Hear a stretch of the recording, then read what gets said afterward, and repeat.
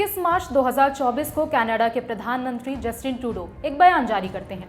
कहते हैं, आज नस्लीय भेदभाव को खत्म करने के इस अंतर्राष्ट्रीय दिवस पर हम एक निष्पक्ष और दयालु कनाडा के निर्माण के लिए अपनी प्रतिबद्धता की पुष्टि करते हैं। ट्रूडो आगे कहते हैं, अनेकता में एकता है, हमें नस्लीय भेदभाव से बचना है। प्रधानमंत्री का बयान देश की तस्वीर कहलाता है। ये कनाडा का एक चेहरा है। अब इसी कनाडा का एक दूसरा चेहरा भी है, जिसकी झलक आपने वीडियो की शुरुआत में देखी। नस्लीय भेदभाव पर बड़ी बड़ी बातें क्या सिर्फ बयानबाजी के लिए हैं? रेसिज्म का पाठ पढ़ाने वाले प्रधानमंत्री ट्रूडो के देश से अक्सर ऐसी तस्वीरें सामने आती हैं जो बयां करती हैं कि कनाडा में भारतीय मूल के खिलाफ नस्लीय भेदभाव चरम पर है। अलग अलग तारीखों से ऐसे 50 वीडियो सोशल मीडिया पर कैद हैं, जिसमें कनाडाई भारतीय मूल के लोगों के साथ बदसलूकी करते दिखते हैं। कनाडा के शहर वाटरलू के रहने वाले अश्विन अन्नामलाई ने 16 अक्टूबर 2024 को एक वीडियो शेयर किया था। वीडियो में एक बूढ़ी महिला अश्विन को अपशब्द कहती दिखी थी। अश्विन महिला से इस बर्ताव का कारण पूछते हैं। महिला जवाब देती है, कनाडा में इतने सारे भारतीय आ गए हैं, मैं चाहती हूँ कि सब लोग वापस चले जाएं। तुम्हारे माता पिता और दादा दादी कनाडाई नहीं थे, वो भारतीय थे। तुम्हें अच्छी अंग्रेजी भी नहीं आती, इतने सारे भारतीय कनाडा में बस रहे हैं, तुम लोग अपराधी हो। इस पूरी बातचीत के बीच अश्विन महिला को अंग्रेजी और फ्रेंच दोनों भाषाएं बोलकर सुनाते हैं। अपनी बात को भी कई बार दोहराते हैं कि मैं कनाडाई हूं, लेकिन महिला अश्विन को अपशब्द कहते हुए चली जाती है। वीडियो के साथ अश्विन ने लिखा, एक समय था जब यहाँ लोगों का स्वागत किया जाता था, लेकिन अब रंग के आधार पर नफरत बढ़ गई है। अश्विन अन्नामलाई को कोट करते हुए द टाइम्स ऑफ इंडिया ने लिखा था कि मेरे साथ ऐसी भी घटनाएं हुई हैं जब मुझे धक्का दिया गया, लेकिन मैंने कुछ नहीं कहा। सिर्फ इस बार मैंने उस महिला से जवाब मांगा जो मुझे गालियां दे रही थी, नस्ली टिप्पणियां कर रही थी। सोशल मीडिया पर कनाडा के रहने वाले एक बुजुर्ग का वीडियो भी काफी ज्यादा चर्चा में आया था। वीडियो बुली करने वाले व्यक्ति ने ही रिकॉर्ड किया था। बुजुर्ग शांति से पार्क में टहल रहे थे, तभी वीडियो बनाने वाला शख्स उनके साथ बदसलूकी करने लगता है। बुजुर्ग उससे बचने के लिए पीछे हटते हुए लड़खड़ा भी जाते हैं, लेकिन उस व्यक्ति के ऊपर कोई असर नहीं पड़ता। कनाडा में भारतीय मूल के स्टूडेंट्स को भी ऐसे बर्ताव का सामना करना पड़ता है। इसी साल भारतीय मूल के एक स्टूडेंट का मामला सामने आया था। वो कनाडा में फूड डिलीवरी का काम करता है। एक रोज वो फूड डिलीवरी के लिए कस्टमर के पास पहुंचा, लेकिन उसके पास चेंज नहीं थे। उसने कनाडाई शख्स से कहा कि वो चेंज लेकर वापस आएगा, तब तक उसका ऑर्डर उसे वापस कर दिया जाए। कस्टमर खाने का डिब्बा उसके हाथ में देने के बजाय जमीन पर फेंक देता है और बुरे शब्दों में डिलीवरी बॉय से डिब्बा उठाने को कहता है। करीब 5 मिनट के वीडियो में वो कम से कम 20-25 बार अपशब्द का इस्तेमाल करता है। उसके स्किन कलर को लेकर भी कनाडाई व्यक्ति टिप्पणी करता है। ये तो सिर्फ 3 किस्से हैं जिनका हमने जिक्र किया। ऐसी ना जाने कितनी सारी घटनाएं होंगी जिनका भारतीय मूल के लोगों को कनाडा में हर रोज सामना करना पड़ता है।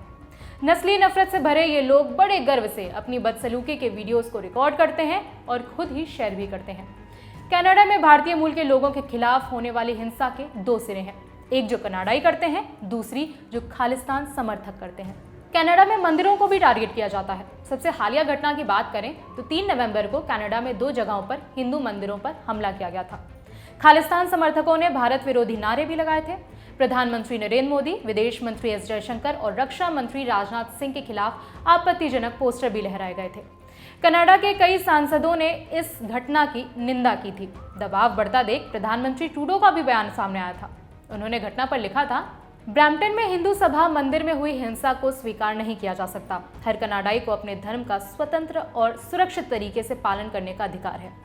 प्रधानमंत्री नरेंद्र मोदी ने सख्ती के साथ इस घटना की निंदा की थी। लिखा था, मंदिरों पर अटैक और हमारे राजनयिकों को डराने धमकाने की कायरतापूर्ण कोशिशें भयावह हैं। हिंसा के ऐसे कृत्य कभी भी भारत के संकल्प को कमजोर नहीं करेंगे। हम कनाडा सरकार से न्याय सुनिश्चित करने और कानून का शासन कायम रखने की उम्मीद करेंगे। प्रधानमंत्री मोदी के बयान के बाद कुछ खालिस्तान समर्थकों को गिरफ्तार किया गया था। कनाडा में लगातार बढ़ती भारत विरोधी गतिविधियों के चलते भारत और कनाडा के रिश्ते अब तक के सबसे खराब मोड़ पर हैं। 18 जून 2023 को खालिस्तान समर्थक नेता हरदीप सिंह निज्जर की हत्या का जिम्मेदार भी कनाडा ने भारत को बताया था। हालांकि उनके पास अपनी बात को साबित करने के लिए कोई सबूत नहीं है। भारत को धमकी देने वाले खालिस्तान समर्थक आतंकी गुरपतवंत सिंह पन्नू को भी कथित तौर पर कनाडा के प्रधानमंत्री का खूब साथ मिलता है।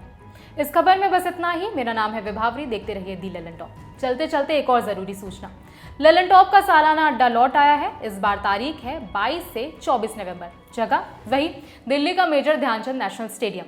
रजिस्ट्रेशन के लिए lallantop.com पर दिए गए बैनर पर क्लिक कीजिए या फिर डिस्क्रिप्शन में दिए गए लिंक पर क्लिक करें और 3 दिन के ललन टॉप अड्डा का हिस्सा बनिए सिर्फ 499 रुपए में। सवाल बहुत सारे हैं, जवाब 3 दिनों में मिलेंगे। तारीख है 22, 23 और 24 नवंबर। जगह है दिल्ली का मेजर ध्यानचंद स्टेडियम और मौका है लल्लन टॉप के सालाना जलसे का, यानी लल्लन टॉप अड्डे का। पर सवाल क्या है? दिलरुबा इतनी हसीन क्यों है? मम्मी कैसी हैं? ब्राउन रंग किसने लिखा और गाड़े कहाँ थे? आइए और देश और दुनिया की नामचीन हस्तियों से मिलिए, उनसे अपने हिस्से के सवाल पूछिए और कहकहों में और ज्ञान की रोशनी में सराबोर हो जाइए, क्योंकि ये है लल्लन टॉप का सालाना अड्डा। और इस अड्डे का हिस्सा बनने के लिए आपको करना होगा रजिस्ट्रेशन thelalantop.com पर जाकर या डिस्क्रिप्शन में दिए लिंक पर। 499 रुपये मात्र में 3 दिनों का पास आपके लिए उपलब्ध हो जाएगा और फिर होगी भरपूर मौज, क्योंकि नाम है हमारा लल्लन टॉप।